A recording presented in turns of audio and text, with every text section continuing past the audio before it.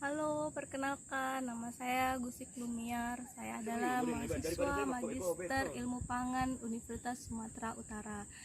Pada kesempatan kali ini saya ingin membagikan materi tentang analisa protein dengan menggunakan metode Kielder.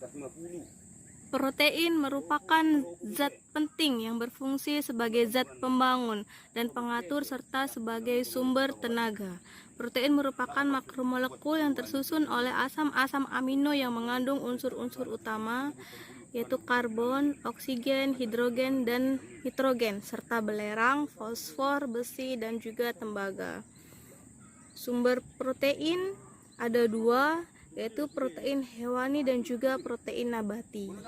Protein hewani bisa berasal dari daging merah, yaitu daging sapi, daging kambing, dan daging yang berwarna merah lainnya. Bisa berasal juga dari daging babi. Kemudian bisa berasal juga dari daging ayam atau daging unggas, daging burung dara, bebek, entok, angsa.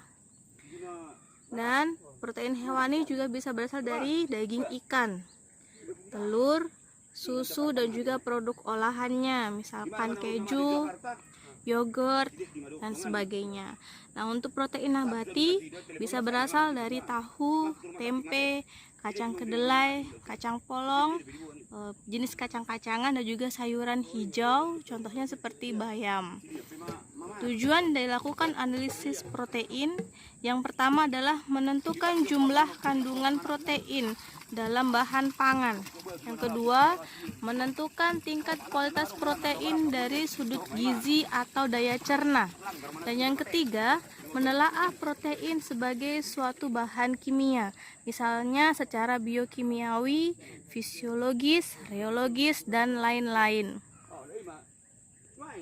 Metode Kielder, prinsip dari metode Kielder adalah penentuan jumlah protein secara empiris berdasarkan jumlah N di dalam bahan. Setelah bahan didestruksi, amonia hasil konversi senyawa N bereaksi dengan asam menjadi amonium sulfat. Dalam kondisi basah, amonia diuapkan dan kemudian ditangkap dengan larutan asam. Jumlah N ditentukan dengan titrasi NaOH atau penentuan tidak langsung.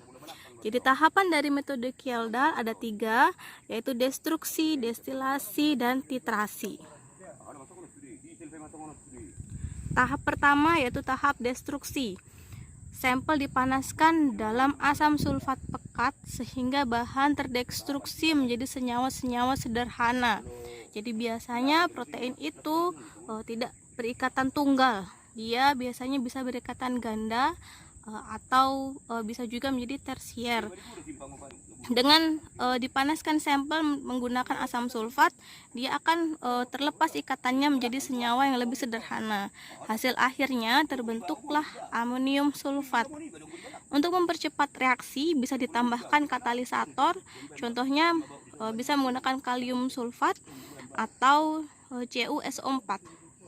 Reaksi destruksi menjadi CHON, yaitu protein itu sendiri, ditambah dengan O sebanyak N, ditambah dengan H2SO4 menjadi CO2 H2O, ditambah dengan NH4 2SO4. Tahap kedua yaitu tahap destilasi. Amonium sulfat hasil destruksi dipecah menjadi amonia NH3 dengan cara penambahan NaOH dan juga pemanasan. Selanjutnya NH3 ditangkap dengan larutan asam sampai destilat tidak bereaksi basa. Larutan asam standar yang digunakan umumnya adalah HCl atau asam borat 4%. Tahap ketiga yaitu merupakan tahap titrasi. Apabila digunakan HCl sebagai penampung destilat, maka sisa HCl yang tidak bereaksi dengan NH3 dititrasi dengan NaOH 0,1 N. Persentase N dapat dihitung dengan rumus persen N sama dengan mililiter NaOH belangko dikurangi sampel dikalikan A, yaitu dibagi berat sampel dalam gram dikalikan 1000, di mana A adalah normalitas NaOH dikalikan 14,008 dikali 100%. Jika penangkapnya dengan menggunakan asam borat pada titrasi, maka jumlah asam borat yang bereaksi dengan NH3 dititrasi dengan HCl. Persentase N dapat dihitung dengan rumus persen N sama dengan mililiter HCl sampel dikurangi blanko dikalikan B dibagi berat sampel dalam gram dikalikan 1000, di mana B merupakan normalitas HCl dikalikan 35,55 dikali 100%. Juga bisa bermanfaat bagi kalian semua. Terima kasih sebelumnya. Mau liate Horas.